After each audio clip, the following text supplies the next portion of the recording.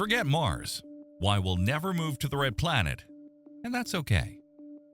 Come on, let's admit it. The idea of moving to Mars has a certain allure.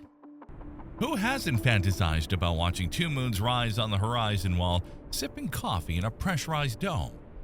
Too bad the reality is tremendously more complicated, and to be frank, far less glamorous. We're talking about living in a space that would make the Sahara Desert look like a 5-star tropical resort. This isn't an exaggeration, trust me. I spent years studying Martian colonization projects and have reached a conclusion that might disappoint Star Trek fans. We're not moving to Mars, not in the next century at least. And probably that's for the best. For all the reasons I'll explain in this superb video. A planet designed to kill you. Let's start with the most uncomfortable truth. Mars wants to kill you. Not personally, of course, but the effect remains the same. The atmosphere is so thin that your saliva would boil on your tongue if you tried to breathe outside. The atmospheric pressure is less than 1% of Earth's, practically like being in the vacuum of space. Cosmic radiation would bombard you constantly, exponentially increasing cancer risk. And as if that weren't enough, it's ridiculously cold, with average temperatures of minus 63 degrees Fahrenheit or minus 52 degrees Celsius, dropping to minus 126 degrees Fahrenheit or minus 88 degrees Celsius during polar nights. But hey, one advantage is that you'd weigh only 1/3 of what you'd weigh on Earth. Of course, with the consequence that your muscles and bones would atrophy in just a few months. To understand how hostile the Martian environment is, consider a simple mental experiment. Imagine being on the surface of Mars without a spacesuit. Here's what would happen chronologically. Within 15 seconds, you'd lose consciousness from lack of oxygen. Simultaneously, the water in your tissues would begin boiling due to the nearly non-existent pressure, causing rapid body swelling. Your lungs would instantly collapse. Your blood would literally start boiling in your veins, and death would liberate you from all the problems in about 60 to 90 seconds. Not exactly a walk in the park, right? And these are just the most obvious problems. Then there are the global dust storms that can last months, completely obscuring the sky and reducing visibility to just a few feet or a few meters.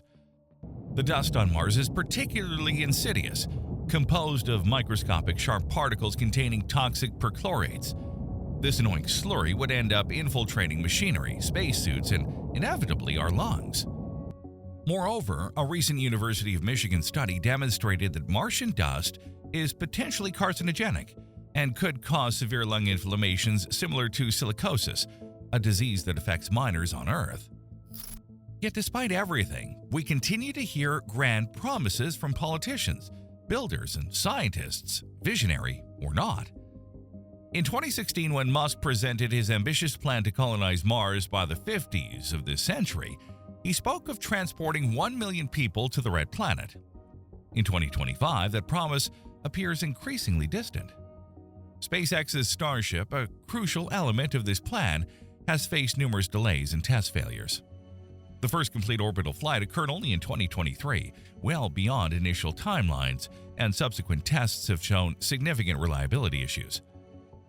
Similarly, NASA's Artemis program, intended to return humans to the moon as a springboard for Mars, has undergone continuous postponements, with the Artemis 2 mission pushed to 2025 and Artemis 3 to 2027, far from the original timeline.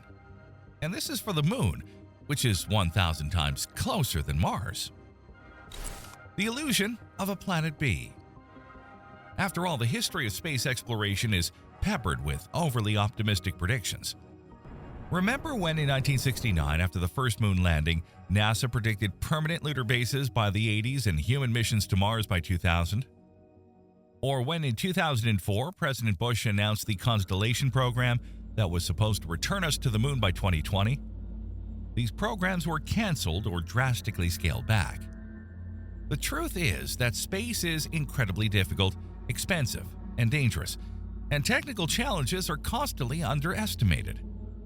To put it in perspective, the average distance between Earth and Mars is about 140 million miles or 225 million kilometers.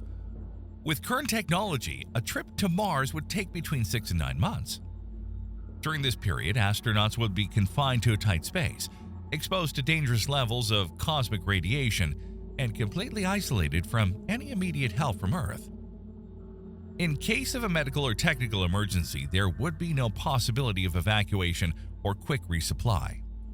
Communications would experience delays of 4 to 24 minutes depending on the relative positions of the two planets. This means no real-time video calls with loved ones, no Netflix, no immediate support from Earth in case of emergency. But why are we so obsessed with the idea of establishing colonies on Mars? It's not easy to understand. There must be something psychologically attractive about having a planet B if we mess up Earth. But it's a dangerous illusion that risks distracting us from the real problems we need to address here. Think about it for a moment. If we can build completely sealed and self-sufficient habitats on Mars, why don't we do it first in the Gobi Desert or Antarctica? It would be infinitely easier and more economical, yet we don't do it. Aerospace engineering pioneer Louis Friedman, co-founder of the Planetary Society, compares this unfounded enthusiasm to unrealized visions proposed during the 40s and 50s of the last century. Back then, magazine covers like Popular Mechanics and Popular Science showed colonies under the oceans and in Antarctica, Friedman stated. The feeling was that humans would find a way to occupy every nook and cranny of the planet, no matter how challenging or inhospitable. But this simply didn't happen. We make occasional visits to Antarctica and even have some bases there, but that's it. Antarctica has breathable air, normal pressure, normal radiation levels, and we still don't live there permanently. There are some scientific bases, but nothing close to a colony. And underwater is even worse. Despite being full of resources and relatively easy to reach, we don't have underwater cities. The Biosphere 2 experiment, conducted in Arizona in the 90s, is particularly instructive. 8 people lived for 2 years in a closed, self-sufficient ecosystem designed to simulate space colony conditions. Despite being on Earth, with all the conveniences of normal atmospheric pressure, Earth's gravity, and radiation shielding, the experiment encountered enormous difficulties. Oxygen levels dropped dangerously, crops didn't produce enough food, pollinating insects died, and interpersonal conflicts grew to the point of dividing the group into hostile factions.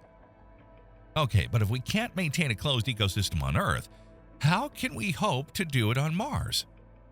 Famous astrobiologist David Grinspoon recently observed that the idea that we can simply move to Mars if we destroy Earth is scientifically illiterate. Earth, even severely damaged by climate change or other catastrophes, would remain infinitely more habitable than Mars. And he's absolutely right. The worst imaginable scenario on Earth, whether catastrophic climate change, nuclear war, or global pandemic, would still produce a planet more habitable than Mars. The air would remain breathable, atmospheric pressure suitable for human life, water abundant, and gravity ideal for our bodies. The limits of technology. But perhaps you're thinking, technology will solve all these problems. Our engineers will know what to do. Well, okay, our engineers are good, but there are physical limits that not even human genius can easily overcome. Take the radiation issue. On Mars, you'd be exposed to about 50 times more radiation than in New York. The latest 2024 research on mice exposed to similar radiation levels shows significant neurological damage. You might live underground or in shielded bases, but you can't stay enclosed forever. Sooner or later, you'd have to go out, and each time will be a risk. Dr. Rachel Nance, a space medicine expert at Duke University, recently published a study showing how cumulative radiation exposure on Mars could reduce the average life expectancy of a colonist by about 15 to 20 years, even with the best currently conceivable protections. It's not just a cancer issue, she explained in an interview. We're talking about progressive cognitive damage, cardiovascular problems, immune system weakening, and a series of neurodegenerative conditions similar to early onset Alzheimer's. It's an enormous biological price to pay. Reproduction challenges. And then there's the reproduction question. Do you really want to raise children on Mars? The most recent studies are far from encouraging. Experiments on mammals in Earth's orbit between 2022 and 2024 showed abnormal embryonic development and high mortality rates in microgravity conditions. Dr. Varsha Jain from King's College in London, a specialist in space gynecology, yes, that specialization exists, recently stated that based on our current data, there are significant reasons to believe that human pregnancy on Mars might be impossible without extremely invasive medical interventions. Specifically, Martian gravity, which is about 38% of Earth's, could interfere with crucial embryonic development processes that depend on correctly perceiving the gravitational vector. The fetal cardiovascular system, nervous system, and skeletal development could be compromised in ways we don't fully understand yet. Even if a child were born healthy on Mars, they would grow with a physiology completely adapted to low Martian gravity, potentially making it impossible to visit Earth without severe medical consequences. Imagine Martian parents who can never take their children to meet their grandparents on Earth because Earth's gravity would literally crush their bodies. Wouldn't that be sad? The problem of coming home. Astronauts returning from long-duration missions often face a difficult period during their first days back on Earth, experiencing nausea, dizziness, and weakness. Some of them, like NASA's Scott Kelly, never quite feel the same, with declines in cognitive test scores and altered gene functions. The recovery time is proportional to the mission length. Longer missions demand longer recovery, yet we still lack data on microgravity exposure beyond about 1 year, leaving open the question of how low gravity will affect the human body after many years, even decades of exposure. With that in mind, the challenge of readjusting to Earth becomes even more questionable when we consider the fate of Martian colonists who might one day return to Earth. After spending years in partial gravity, coming back could be a brutal experience. Imagine that children born on Mars, if that's even possible, may never be able to visit the planet from which their species originated. Hey guys, just a moment before we continue. Be sure to join the Insane Curiosity channel. Click on the bell. You'll help us to make products of even higher quality. Everyday survival, another monumental challenge. Then there's everyday survival. Limited access to fundamental resources like food and water could impose additional constraints on a colony's ability to grow and thrive. Establishing a stable resource base for long-term habitation is conceivable, but it will be extremely challenging. Colonists will want to live close to water and ice, but for that they'll have to move far enough north where conditions on the surface become increasingly harsh. Winters are bitterly cold and there's less sunlight. The colonists will also need a stable food supply and must find a way to shield their crops from radiation. The regolith on Mars is toxic, containing dangerous perchlorate chemicals, so it must be avoided for cultivation. To grow food, colonists will likely have to build underground hydroponic greenhouses. This will require specialized lighting, genetically modified plants designed specifically for Martian conditions, and a substantial amount of water, which according to new data from the Mars Reconnaissance Orbiter released in 2024, is significantly scarcer in the temperate regions of Mars than previously estimated. Technological solutions for these challenges might exist, as well as medical interventions to treat Mars-specific ailments. But once again, nothing is likely to be developed soon, and even if we do create therapies for humans living on Mars, these interventions will probably be limited in scope, with patients requiring constant care and attention.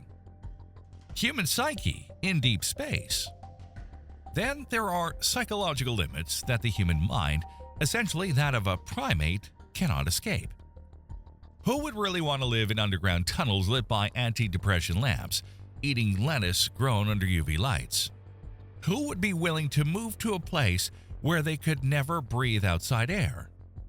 Consider the depression and loneliness you'd experience living in an enclosed environment, knowing you could never again feel rain on your skin or smell a forest, and where you'd have to wear a spacesuit for every movement, knowing that the slightest accident could mean certain death in less than a minute. No pets, no blue sky, just a dusty red landscape visible through small shielded windows and a permanently rust-colored sky. In principle, we could create artificial environments on Mars by building domes or underground habitations, and thus the radiation problem might be solvable. But the problems are still enormous and, in a sense, anti-human. Life in a Martian colony would be miserable, with people forced to live in artificially lit underground bases or heavily protected surface stations with severely limited outside access. Living in this closed environment with restricted surface access could lead to other health problems associated with exclusively indoor living: boredom from lack of stimulation, inability to concentrate, weak eyesight, and high blood pressure, not to mention complete disconnection from nature. And like the International Space Station, Martian habitats will probably be microbial deserts, hosting only a small sample of the bacteria necessary to maintain a healthy human microbiome. The question of resources. Then there's the matter of resources. Water exists on Mars, but it's primarily in the form of ice mixed with toxic perchlorates and other contaminants. Extracting and purifying it requires energy, a lot of energy. And where will you get that? Solar panels on Mars are much less efficient than on Earth due to greater distance from the sun and frequent dust storms. A recent MIT study calculated that with current technology, each Martian colonist would require about 55 tons or 50 metric tons of infrastructure and materials from Earth to survive. With current launch costs, we're talking billions of dollars per person. To understand the resource difficulties, consider breathable air. On Mars, you'll need to produce every molecule of oxygen you breathe. The small MOXIE experiment on the Perseverance rover managed to produce about 0.4 ounces or 12 grams of oxygen per hour using Martian carbon dioxide atmosphere. Sounds promising, right? Too bad that a human consumes an average of 19.4 ounces or 550 grams of oxygen per day. This means it would take about 46 hours of MOXIE operation to produce oxygen for a single person for just one day. And this is without considering the inevitable losses in any life support system. The energy problem is even more serious. On Mars, solar panels produce about 40% of the energy they would generate on Earth due to greater distance from the sun. Moreover, frequent dust storms can reduce this production to almost zero for weeks or months. Nuclear energy seems the most promising solution, but compact and reliable nuclear reactors necessary for a Martian colony are still in development, and their transportation and installation on Mars would present enormous challenges. The Mirage of Terraforming. Faced with this cascade of impossibilities, some think terraforming is the solution. Let's make Mars more like Earth. Fantastic! If not for a 2023 study by the United Nations Space Climate Observatory that concluded that with foreseeable technologies, it would take at least 10,000 years to make the Martian atmosphere breathable. And even then, without a magnetic field to protect it, this new atmosphere would be continuously eroded by solar wind. To generate an artificial magnetic field powerful enough to protect a newly created atmosphere, one serious proposal suggests positioning an enormous magnet at the L1 Lagrange point between Mars and the Sun. This magnet would need to have a power of about 2 Tesla and a size of tens of kilometers, technology that doesn't even exist in our most ambitious dreams. In short, a terraforming process, if even possible, would require energy and material resources beyond our current understanding. One of the most realistic proposals involves crashing thousands of ammonia-rich asteroids into the Martian surface to release greenhouse gases and trigger an artificial greenhouse effect. Apart from the logistical absurdity of this proposal, the risk of unforeseen consequences would be enormous. Another approach would involve installing enormous orbital mirrors to concentrate solar light on the Martian poles, melting carbon dioxide ice, and creating a greenhouse effect. This solution would require mirrors with a total surface of thousands of square miles, far beyond our space production and deployment capabilities. Really disheartening, isn't it? But perhaps by now you're thinking, well, what if we genetically modified humans to adapt to Mars instead of adapting Mars to humans? This is actually the most feasible idea, although it raises enormous ethical questions. Advances in genetic modification and synthetic biology have opened new possibilities. Researchers at the Beijing Institute of Genomics have already created genetically modified mice with greater radiation resistance by integrating tardigrade genes. You know, those almost indestructible little creatures into their DNA. Others at Tokyo University have developed experimental human cells capable of repairing radiation damage with much greater efficiency. The possibility of Martian humans.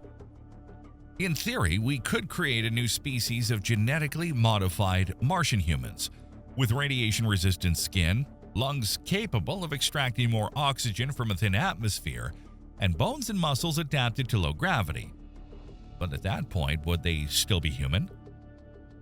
Dr. Jennifer Doudna, Nobel Prize winner in chemistry in 2020 for her work on genetic engineering, has expressed deep ethical concerns about this approach.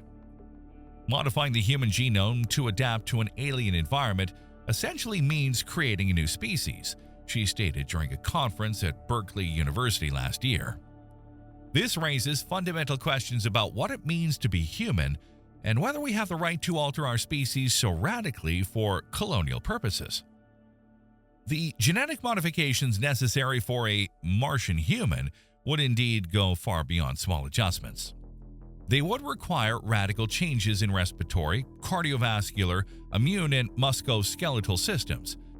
Martian humans might have thicker and more pigmented skin to resist radiation, redesigned cardiovascular systems to function with very low atmospheric pressures, and completely different metabolisms.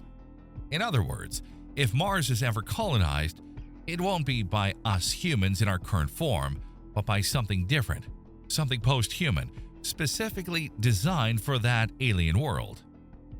In the end, according to astronomer Martin Rees, it is these space adventurers, not those of us comfortably adapted to life on Earth, who will lead the post-human era. Are we destined to remain on Earth? Louis Friedman has an interesting perspective on this aspect. According to him, if we humans cannot reach Mars in our current form, it might mean that we are destined to remain forever a monoplanetary species. And if we cannot even touch a planet so close to us, with an atmosphere, water, and a stable surface, then we will certainly never go much beyond the boundaries of our home planet. This perspective might seem depressing for science fiction enthusiasts, but it's actually profoundly liberating. If we cannot escape Earth, then we must do everything to preserve it. If there is no Planet B, then we must focus on keeping Planet A habitable. Science philosopher James Schwartz has recently proposed that we might be victims of what he calls the habitable space mirage. The idea that because the universe is so vast, there must be some place out there that we could live comfortably. But the vastness of space might be precisely what condemns us to loneliness, Schwartz argues. The distances are so enormous and the environment so hostile that despite all our technology, we might be fundamentally limited to our home planet. This concept connects to the Great Filter hypothesis in solving the Fermi paradox. Perhaps one of the reasons we haven't encountered other civilizations is that interplanetary and interstellar colonization is simply too difficult for any biological species. Perhaps every intelligent civilization in the universe faces the same limitations we are discovering. The realistic future of Martian exploration. Don't misunderstand me. I'm not saying we should abandon the exploration of Mars or space in general. On the contrary, we must continue to send rovers and probes, and one day, perhaps in the next 20 to 30 years, even astronauts. Temporary scientific missions are perfectly feasible and of enormous scientific value. I imagine research bases on Mars similar to those we have in Antarctica. Small, temporary, rotated among scientists and technicians who then return to Earth. We could build orbital stations around Mars that serve as a base for surface exploration, reducing radiation exposure. We could develop virtual and augmented reality technologies that allow scientists on Earth to explore Mars through increasingly advanced rovers. And we should certainly invest in fundamental research on advanced propulsion, radiation protection, and food production in space. All these things are more feasible and more useful in the short and medium term compared to the unrealistic dream of transferring millions of people to Mars in the coming decades. The recent Perseverance mission, with its small Ingenuity helicopter, demonstrates the value of this incremental approach. We have learned more about Mars in recent years through these robots than we could have imagined, and these missions cost a fraction of what sending humans would cost. Dr. John Grunsfeld, former astronaut and NASA Associate Administrator, has a vision that I find particularly sensible.